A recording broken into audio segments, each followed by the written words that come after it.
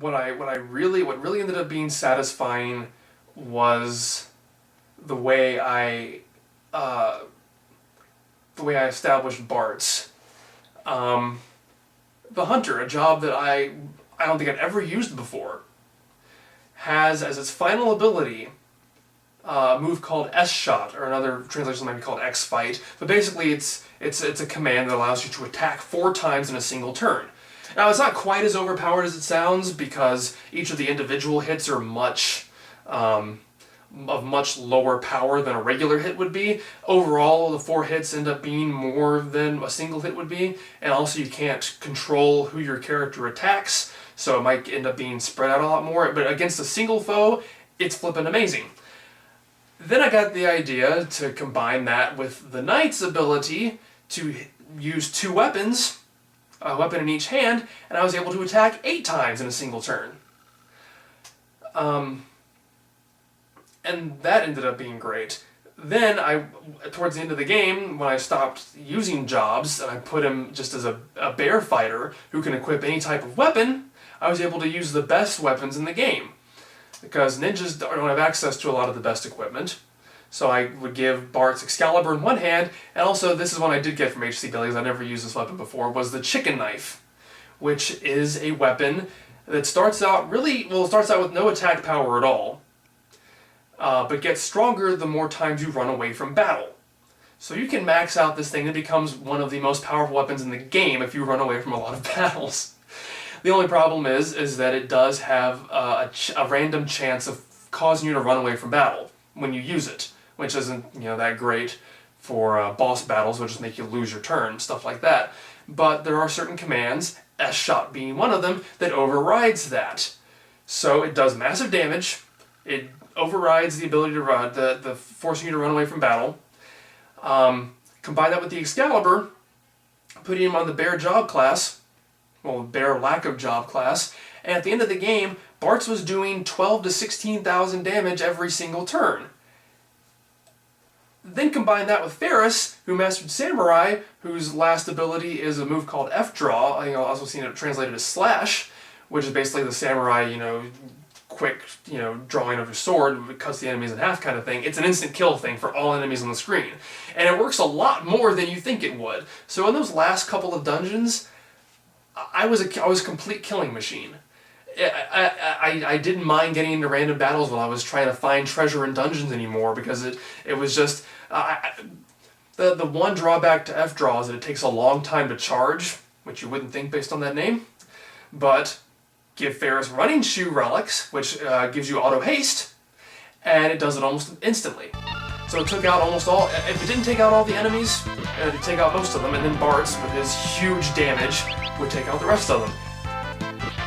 It was amazing. I loved doing that. It was just great. And then Reyna and Kryle would just be doing the magic and keeping everybody healed. But they usually wouldn't get a turn after a while. The master job classes, as I've already hinted at, is not using a job at all. You start out the game as a quote-unquote bear fighter, and a bear fighter, it doesn't sound right when I say bears, can equip every weapon and armor in the game. They can also assign 2 sub-abilities. So once you get to the end of the game and have mastered everything you want to master, put it on them. And also, even better, is that they also absorb most of the passive abilities. So I don't have to, without me having to assign them, so I don't just use an ability slot for that.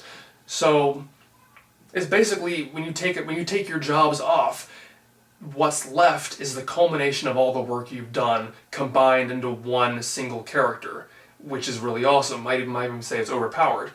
So you can do that with Bear. The other ultimate job class, I use that term kind of loosely because it's not quite as, it's not the same thing as in Final Fantasy III, really. The other one is Mime, which is a secret job class you can find, which also absorbs most of the passive abilities. You can't equip most of the best weapons and armor, it doesn't have that drawback, but you can assign 3 sub-abilities, and this other command is Mimic, which allows you to mimic the last battle command. So if you had your summoner cast, the best summon magic in the game, Bahamut, then have the next character mimic that, they'll do the same thing and it won't cost any MP. So it's a bit different than in Final Fantasy III, but it still has the same chance to... But I don't even call it exploiting though, because it feels much more satisfying, because with Ninja and Sage in Final Fantasy III, they were just two other jobs, just in line with all the rest of them. Whereas using Mime or Bear in Final Fantasy V, again, just feels like all of your hard work coming together. This is your reward for having done all this hard work through the rest of the game, is that you get, to put everything together. So it feels much more satisfying, feels much more integrated into everything you've done, rather than just, oh, here's a brand new power for you, use that, instead of everything else you've been using up to this point. That's all useless, you don't need that crap anymore. We have better stuff now. This is, everything you've done is carrying over into this, and this wouldn't be powerful without everything you've done before. So everything feels like it comes together and it's not just a waste. It wasn't the powers that were just tiding over until the real powers came in at the end.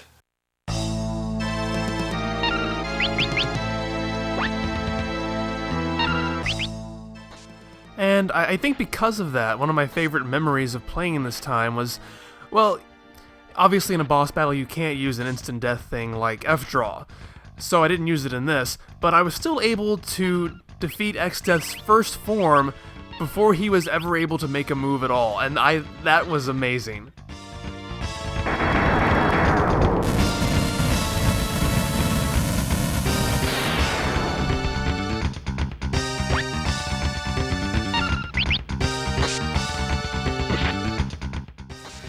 So, it was...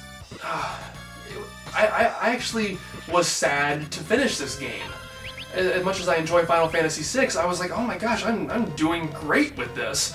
I'm really enjoying what I'm doing with this, and I'm kind of sad to see it all go. I have to go back to level 1 or level 5 again and have to start all over from scratch with not using the job system. So just the fact that this completely turned me around on how I feel about Final Fantasy V has made this a very wonderful experience. This is the final Final Fantasy of what I would consider the classic Final Fantasies. And 6 gets lumped in there a lot too, because they're both of the Nintendo era, both the 2D sprite-based games, and all that's those 6. But 5 is the last one that the creator, Sakaguchi Hironobu, directed. And so, I mean, not that he wasn't around for the next several installments as well, but he wasn't, as directly in control of them. And so this is the last one, really, to have those same kinds of themes and feels of all the previous games, to have light warriors and these elemental crystals, being the big plot MacGuffins, like in 1, 3, and 4.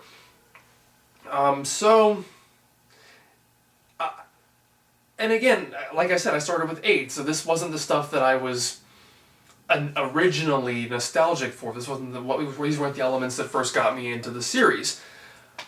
But I do feel kind of bittersweet leaving this era and getting more back into the stuff that I'm more familiar with, because I've really come to appreciate what it is that made Final Fantasy special to the fans who were there from the beginning. I do think it did. I mean, Final Fantasy V's story isn't exactly the best, and in a lot of ways it feels, in the broad strokes, feels very similar to Final Fantasy III, which in turn feels very similar to Final Fantasy I. The getting jobs from crystals, the having a previous set of warriors coming to help you at the end, all that kind of stuff feels very, very similar. You have a submarine in this game, like in Final Fantasy III, and those don't come along very often. So it felt like, sort of like playing any of the mainstream Zelda games, where it just feels like the same story, only kind of different, and I'm sure a lot of Zelda fans are going to get on me for that. Don't get me wrong, I love Zelda, but, the first Zelda, Link to the Past, Ocarina of Time, it's all, in the broad sense, it's the same thing. in terms of story, even though they've now, they put them into a history, into a timeline, so they are, very clearly separate events in the history of Hyrule. It's still pretty much the same thing you're doing. And 1, 3, and 5 especially feel kind of like that. Not necessarily a bad thing, just throwing it out there. And yes, I did play the Final Fantasy Anthology version, which I should have brought in the room with me so I could hold up and show you what it looks like. But it's a PlayStation compilation.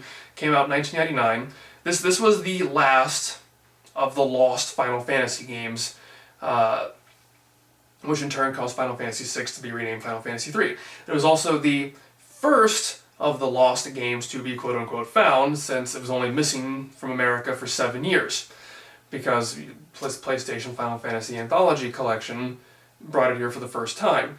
And I know a lot of people have problems with this particular translation. From what I've heard, and again, I've never found anything that's really confirmed this one way or the other, but from what I've always heard, when they did have plans on localizing it back in the early 90s when this first came out, they got Ted Woolsey, who's famous for the Final Fantasy VI translation, to do a translation for Final Fantasy V, and he got a preliminary translation done, and then they canceled the project, and then when they decided to bring Final Fantasy Anthology out, they're like, oh, we have this translation, let's dust that off, throw it in there, and ta-da!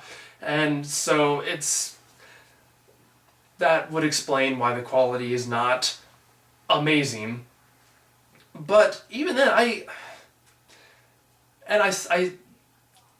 don't take my word as gospel, because again, if you follow this channel at all, you should know that I am not fluent in Japanese.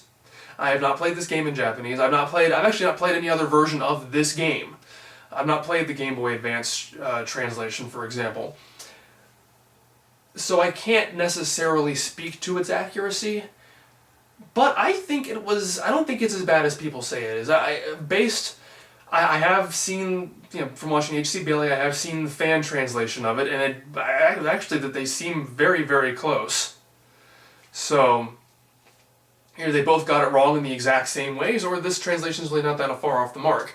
There are some typos in there. It doesn't have that much style to it. Some people don't like Ferris's exaggerated pirate accent.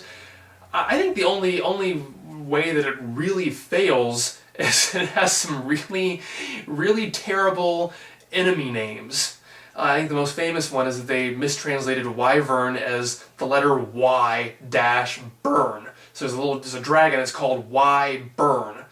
That's pretty stupid. My personal favorite is the second boss in the game, where you're going through the canal and you have to fight a guy called Carl Boss. This giant scorpion dude whose name is apparently Carl Boss. He's a boss, and his name is Carl, I guess. Which the fan translation says is Karabos, which again, I don't know Japanese, but I'd probably say that one's a bit more accurate. So there are some pretty stupid things in terms of enemy names, but the actual script itself seems okay to me. But again, that's just me. I've heard people say much better things about the Final Fantasy V Final Fantasy V Advance translation for the Game Boy Advance. Again, this is just me talking out of my ass because I haven't actually played it. But from what I've seen of it, I guess I would say that, yeah, it does have a lot more personality to it. I don't know if that's necessarily a good thing, though. Not necessarily the best. I don't want to come across as one of those impossible to please purists. I don't really think that purist is necessarily a dirty word. But I do believe in a solid, accurate translation. And while putting references to things like Power Rangers in your script is funny, I don't think that necessarily makes it a good translation. So, based on that alone, that its tendency to put in pop culture references and things like that might make it funnier. I don't think it makes it better. But again, I don't have much to go off of than just a couple of screen caps I've seen. So and again, I don't really know what the text is necessarily supposed to be. That's just my general thought, is that I've never been terribly fond of when localizers put in pop culture references into their scripts that weren't in the original script. It just pulls me out of things so terribly. And just my idea that I think there's a difference between writing well and translating well, and I think making a good localization is combining the two, but you just have to remember that you're not writing your own piece of fiction. You're supposed to be bringing that experience to people who can't speak the original language. So, getting off my soapbox now, that's all I have to say about that. In my very uneducated way, because again, I don't know what I'm talking about. I'm just making assumptions here, but this is just me talking. So yeah, that's Final Fantasy V. This has been a wonderful experience for me. My best Final Fantasy V experience ever.